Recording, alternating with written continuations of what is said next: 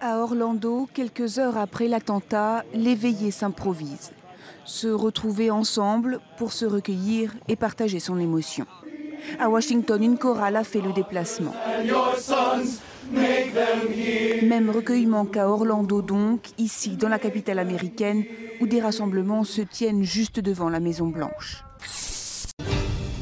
Le parquet antiterroriste s'est saisi de l'enquête sur le meurtre d'un policier et de sa compagne à Magnanville, près de Paris. Une réunion aura lieu ce mardi matin à l'Élysée pour faire la lumière sur ce drame. L'homme a d'abord poignardé le père de famille avant de se retrancher dans la maison de sa victime où il aurait tué la compagne du policier, elle-même fonctionnaire de police. Le raid a alors donné l'assaut. Le forcené a été abattu et un enfant de 3 ans a été trouvé sain et sauf. Avions de combat, missiles, sous-marins, jamais le monde n'avait acheté autant d'armements, plus 11% l'an dernier. C'est désormais un marché à 58 milliards d'euros, 6 milliards de plus qu'en 2014. Et le continent où l'on s'arme le plus, c'est l'Asie. L'homme se réclame de l'État islamique et l'État islamique assume. Tout à fait. Et on a là une situation qui est relativement proche et qui nous fait penser à ce que l'on avait vu pas plus tard qu'hier avec la tuerie d'Orlando, où l'on a, juste avant le passage à l'acte à Orlando, Omar Maureen qui appelle la police pour prêter allégeance apparemment à l'État islamique. Jo Cox avait à peine 42 ans, une jeune députée travailliste assassinée en pleine rue à Bristol. Voici la scène du crime qui laisse l'Angleterre sous le choc. Tommy Meyer, 52 ans, visait-il précisément la jeune députée et si oui, pourquoi?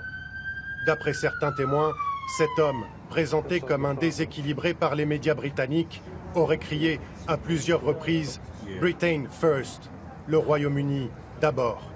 Un slogan qui est celui des partisans de la sortie de la Grande-Bretagne de l'Union européenne.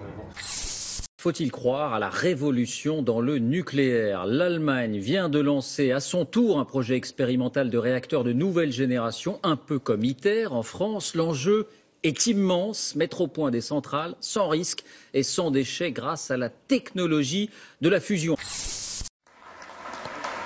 Ils montrent fièrement leur accord historique. Côte à côte, les deux anciens ennemis, le président colombien et le chef des FARC.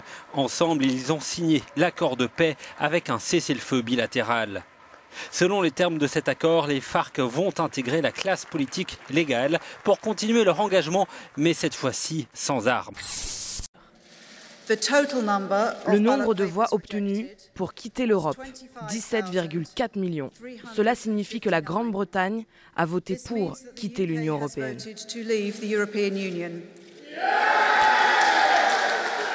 Explosion de joie pour tous les partisans du Brexit qui l'emportent avec 51,9% des voix.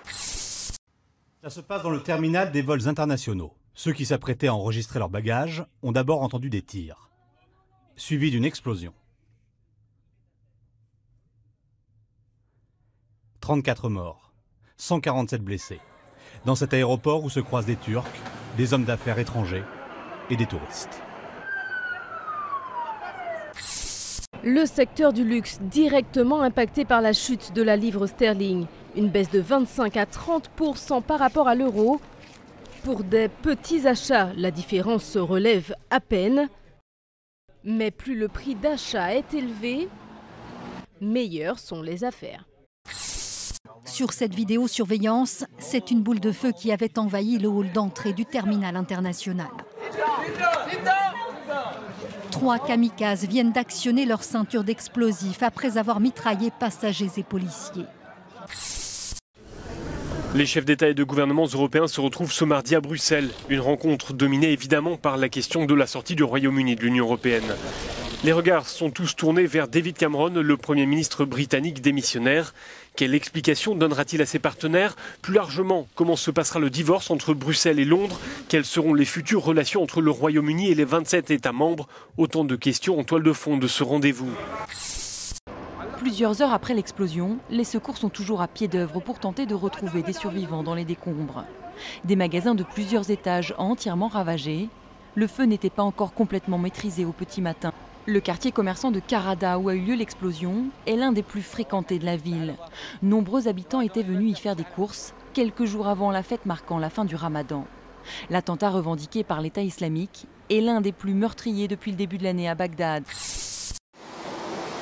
L'assaut a été donné au Bangladesh. Depuis hier soir, une dizaine d'hommes armés retenaient plusieurs personnes en otage dans un restaurant de Dhaka, la capitale. Ce matin, une centaine de policiers ont lancé un assaut dans l'établissement et les témoins ont entendu de fortes déflagrations et des échanges de tirs très nourris. État islamique a rapidement revendiqué l'attaque hier soir, survenue dans ce restaurant haut de gamme, fréquenté surtout par des diplomates et des expatriés. Il y aurait 7 ressortissants italiens parmi la vingtaine d'otages. L'ancien Premier ministre français Michel Rocard s'est éteint à l'âge de 85 ans. Figure du Parti socialiste, il dirigea le gouvernement de 1988 à 1991 sous la présidence de François Mitterrand. Michel Rocard incarnait un socialisme conciliant utopie et modernité, a souligné le président François Hollande. Une explosion de joie et des cris de bonheur. Reykjavik exulte sur le 2e but de la sélection nationale. Et qu'importe si l'équipe est aux portes de l'élimination, pour les fans, un tel parcours mérite un soutien indéfectible.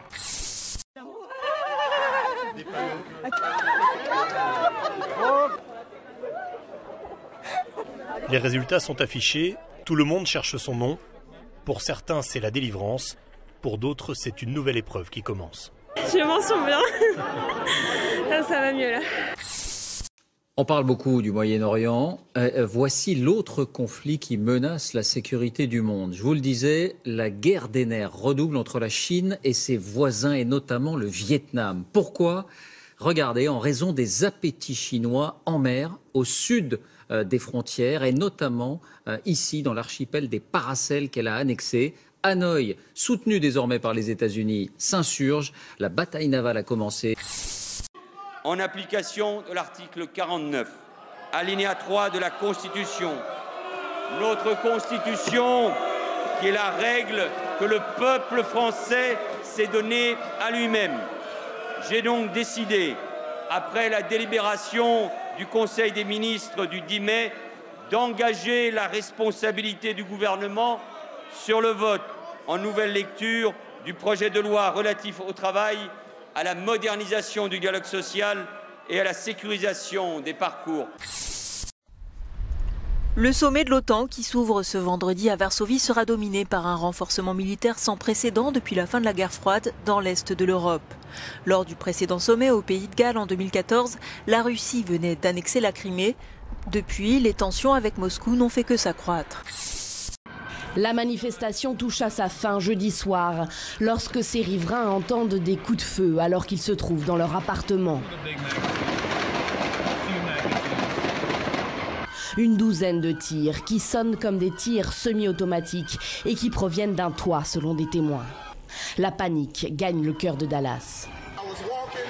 J'étais en train de marcher et le sniper a commencé à tirer. Il devait y avoir 5 ou 6 policiers, je pense, et ils ont tous été abattus. C'était juste après la manifestation. Nous étions en route vers notre voiture. J'ai vu 3 policiers à terre. Nous étions en train de courir parce que les tirs n'arrêtaient pas. On ne savait pas d'où ils venaient. Personne d'autre n'était visé, c'était juste les policiers. La victoire de la Seleção à l'Euro de football a sans nul doute dopé le moral des Portugais, mais elle pourrait aussi donner un coup de pouce non négligeable à leur économie. C'est en tout cas ce qu'affirme une étude de l'Institut de gestion et de marketing de Lisbonne. Selon l'IPAM, les retombées directes pour le pays devraient se chiffrer à 609 millions d'euros. Tristesse, colère, des sentiments qui font craindre à certains un regain de tensions communautaires aux États-Unis. Ces gars-là, c'est une véritable fratrie. Et immédiatement, ils se sont rassemblés quand ça s'est passé. Mais il y a aussi des gens en colère, qui cherchaient des excuses pour être énervés. Eux, ils ne comprennent rien. Elle incarne l'anti-Boris Johnson. Theresa May, une femme conservatrice déterminée, connue pour son sérieux et sa force de travail, parfois cassante, au point d'hériter du surnom de nouvelle Margaret Thatcher. Theresa May, plus à droite que David Cameron, est profondément eurosceptique. Pourtant, par fidélité au Premier ministre, elle défend le maintien dans l'Union européenne pendant la campagne sur le référendum. Mais elle le fait mollement, en restant à l'écart des divisions des Tories. Et elle compte bien en tirer parti après avoir obtenu la majorité chez les conservateurs. Des feux d'artifice qui éclatent au pied des policiers. Dans le Minnesota, au nord des États-Unis, cette nuit, ils étaient des centaines de manifestants à affronter les forces de l'ordre qui répliquent par des gaz lacrymogènes. C'est ici, dans le Minnesota, mercredi dernier, qu'un jeune noir de 32 ans a été tué dans sa voiture par un policier, soit le deuxième cas en moins d'une semaine. Depuis, les marches anti-violence policière et les face-à-face s'enchaînent.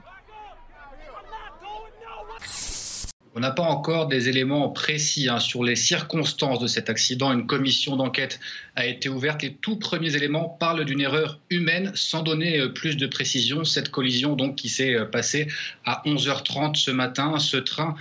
Ces deux trains qui transportaient des étudiants, également des travailleurs locaux et qui sont entrés en collision frontale.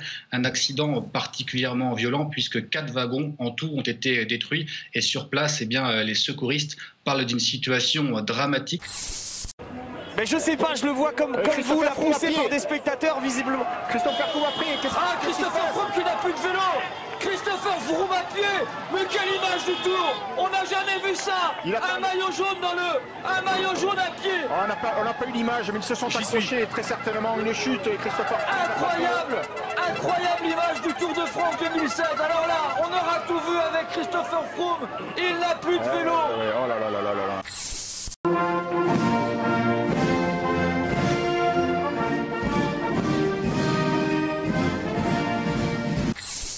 Sur la promenade des Anglais à Nice, le feu d'artifice du 14 juillet vient de se terminer lorsque tout à coup, un camion fonce sur la foule. Un mouvement de panique commence alors. Les personnes se trouvant sur place trouvent refuge là où elles le peuvent. Un camion est arrivé sur notre droite, un très très gros camion en écrasant les gens. En écrasant les gens et s'est arrêté après sur la droite à 20 mètres. La scène est filmée par un passant. Les tirs qu'on entend sont ceux des policiers. Ils viennent de stopper la course folle de ce camion blanc sur la promenade des Anglais. Au volant, le chauffeur, seul à bord, est mortellement touché. À l'intérieur du poids lourd, les enquêteurs retrouvent des papiers d'identité au nom de Mohamed Boulel, 31 ans, un Niçois inconnu des services de renseignement. Terre, main au-dessus de la tête, qui évacue ce pont sur le Bosphore. Les derniers soldats putschistes sortis de force de leur char par une foule en colère. Le jour se lève sur Istanbul. La tentative de coup d'État militaire vient d'échouer. Hier soir, vers 22h, des avions de chasse survolent Ankara, la capitale, à très basse altitude. Des hélicoptères ouvrent le feu sur certains services de sécurité qui répliquent. À Istanbul, les tanks se mêlent à la circulation. Les militaires investissent les ponts, prennent position à l'entrée des aéroports, instaurent le couvre-feu et font lire un communiqué à la télévision. Plus sur le profil du tueur présumé de 3 policiers à Bâton Rouge en Louisiane, même si pour le moment personne ne confirme si son action a été guidée par une envie de revanche vis-à-vis des policiers américains. Son nom est Gavin Long, c'était un Afro-Américain de 29 ans, ancien marine, originaire du Missouri. Ce militaire a notamment été engagé en Irak. Et hier matin, c'est lui qui a ouvert le feu, tué 3 policiers et blessé 3 autres. L'attaque a eu lieu dans ce train qui faisait route vers Würzburg. Il est environ 21h lorsque l'assaillant armé d'une hache et d'un couteau s'en prend violemment aux autres passagers. L'agresseur a attaqué les voyageurs. 3 d'entre eux sont grièvement blessés, une autre personne est légèrement blessée. Le jeune homme a tenté de s'enfuir avant d'être abattu par la police.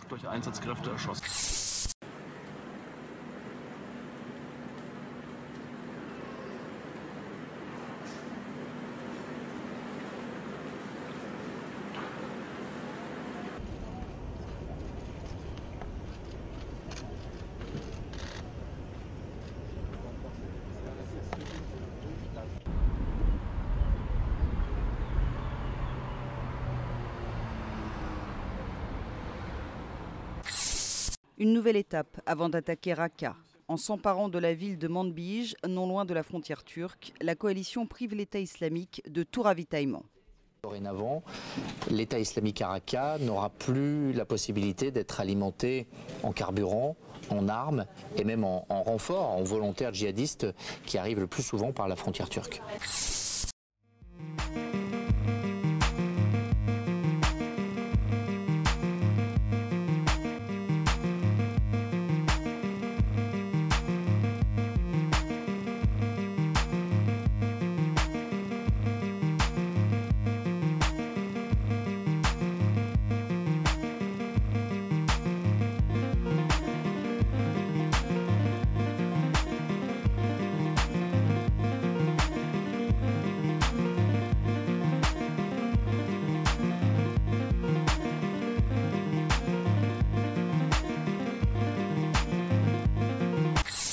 Il faut noter que ceci arrive au moment où le califat recule. Le président de la République a annoncé le déploiement du porte-avions, le déploiement de soldats français pour la prise de Mossoul, qui est le dernier bastion qu'il reste en Irak à saisir. Donc clairement, l'État islamique recule, donc sa stratégie se modifie et elle passe par des attentats. Jusqu'un dernier mot en français. Merci encore pour votre gentillesse pendant cette difficile période en France.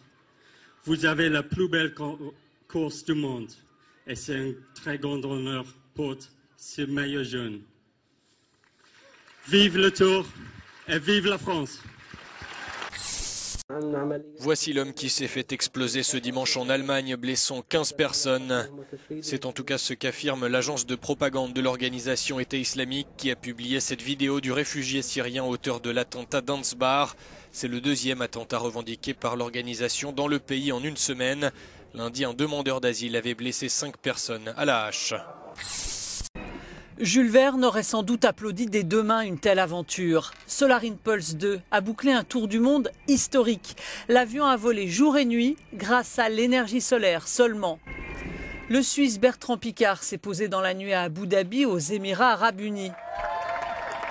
Depuis mars 2015, 2 pilotes se relayaient aux commandes, un exploit humain et technologique à seulement 80 km/h de moyenne. On a piloté l'un après l'autre avec André Borschberg, 40 000 km sans carburant et maintenant la démonstration est faite. Cela signifie que le reste du monde doit s'en emparer pour aller plus loin. On doit utiliser ces technologies. Le quartier est bouclé actuellement par la police. L'enquête est toujours en cours. Comme le disait à l'instant Karim Akiki, des chiens sont dans l'église pour éventuellement retrouver des traces d'explosifs pour voir si l'église n'a pas été piégée. On en sait un peu plus sur le déroulement des faits. 2 assaillants sont arrivés dans cette église lors de l'office matinal. Il y avait 5 personnes à l'intérieur de l'église, le prêtre, des religieuses, mais aussi des fidèles. Le prêtre aurait été tué par les 2 assaillants. Un par un, ils sortent du commissariat sous escorte policière pour être menés jusqu'à un tribunal d'Istanbul. Ces journalistes font partie des 89 visés par un mandat d'arrêt. Après le coup d'État avorté du 15 juillet dernier, les médias sont en première ligne des purges lancées par le président Erdogan. 45 journaux, 23 stations de radio, 16 chaînes de télévision, mais aussi des agences de presse, des magazines, des maisons d'édition. En tout, plus de 130 médias ont été interdits. Beaucoup d'émotions, beaucoup de prières pour le père Hamel, assassiné dans sa paroisse il y a 2 jours par 2 terroristes islamistes. Et une Marseillaise pour rappeler l'attachement de tous aux valeurs républicaines. 3000 personnes se sont rassemblées dans un parc de Saint-Étienne-du-Rouvray ce jeudi pour rendre hommage au prêtre de 86 ans dont les obsèques seront célébrées mardi en la cathédrale de Rouen. Émotion intense en réaction à cet acte ignoble ne se tarira pas.